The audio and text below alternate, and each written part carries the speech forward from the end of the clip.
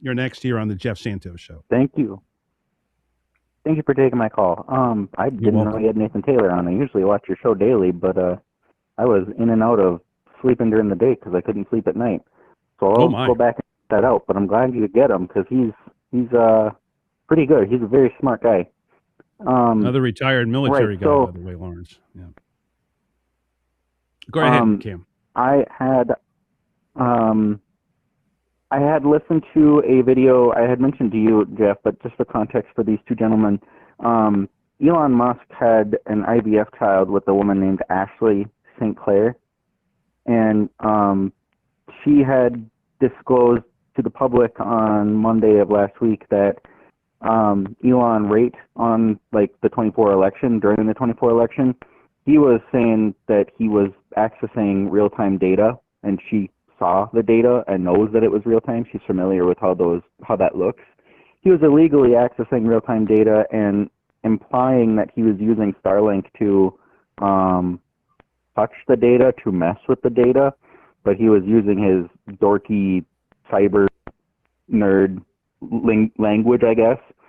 And I follow a journalist named Kate Justice on Substack, and she's a very, very good journalist, but she typically does articles on Epstein specifically. So I was surprised to see that she did one on the elections, but it makes sense. She made a connection that Epstein was trying to recruit NSA type code breakers, signal processing experts, and wavelet analysis people, basically train them to find or hide patterns inside huge data sets.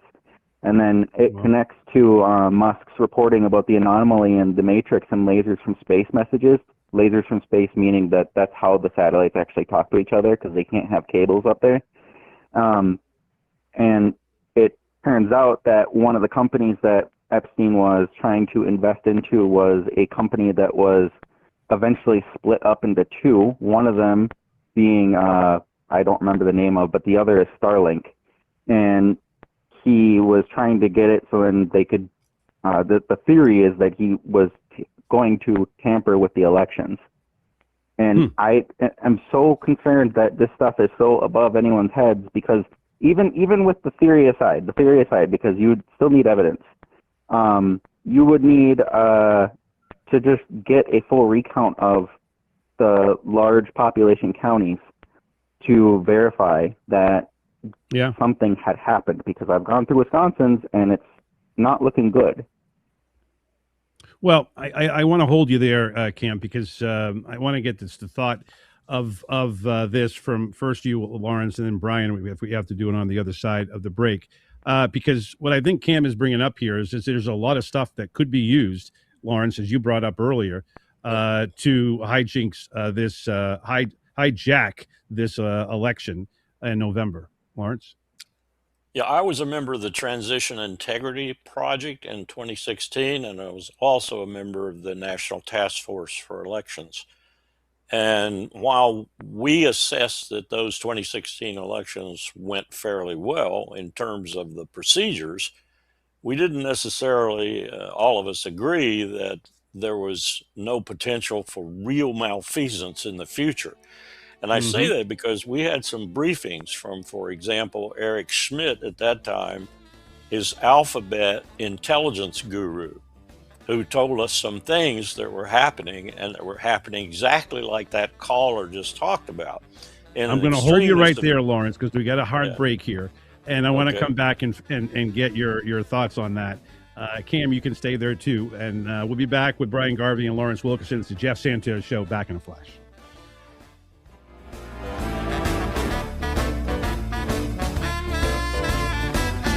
3 minutes past the hour. It is the Jeff Santos Show that you are tuned into. We are chatting about foreign policy, its impact on the United States, particularly with Iran, of course. And we're talking to two very distinguished experts in the world of military, in the world of foreign policy. Of course, Brian Garvey, weekly contributor here to the Jeff Santos Show, the executive director of Massachusetts Peace Action, and retired Colonel Lawrence Wilkerson, former chief of staff to Colin Powell in the first first term of the George W. Bush administration. You were talking before the break. I want you to continue, Colonel, on this. Give me your thoughts about, you were saying back in 16 there were some potential scenarios, even though you thought that the election, was Yeah. structure wise. Ba- Fill in the blank. basically, basically we thought the election, because a lot of Americans don't know this, elections are handled at the local level. The federal Right. government has nothing to do with them, really. They can look over some things, and they have the Federal Election Commission, things like that. But what I was referring to was what the gentleman calling in was referring to. And I would sum it up this way: we should never have done away with written ballots, period. We have Very opened ourselves to cheating, to manipulation, to doing the kinds of things now, as sophisticated as he was describing, that these people know how to do, and everybody else does not know how to detect and does not have the money to develop the mechanisms to detect, because they outweigh us out, run us out, everything us with money. I mean, look at Musk. In a very short time, he may be the world's first trillionaire. Do you know how much money that is for a That's a single lot of money. individual to have? I Yeah. mean, you can buy rocket ships, you can buy satellites, you can buy space, and as your caller was implying, from space you can do a lot more than you can do from here on the terrestrial surface. And we have opened ourselves up to major manipulation in our elections because we have left the paper ballot. Now, I must hasten to add, some states have figured this out, and they're going back to the paper ballot, or they've gone back to the paper ballot, but not in a wholesale way. And so we're still vulnerable, extremely vulnerable. I could Cam, take if you you're to still, Ohio. I could take you to Ohio, and I could show you Karl Rove on Fox News being told by Fox News that they were calling Ohio for the other party, and Karl Rove was telling them no, that can't be possible. I know why he was saying that, because the fix yeah, was in. that's right.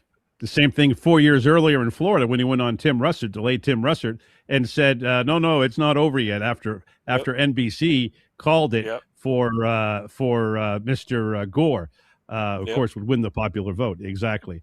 We've lost Cam, but That's that's still a to me, that's still a mess too. I mean, oh yeah. John Bolton went right down there, captured everything, and manipulated everything for this decision that finally came out of the Supreme Court. I mean, that's the one thing John Bolton has done that was a success.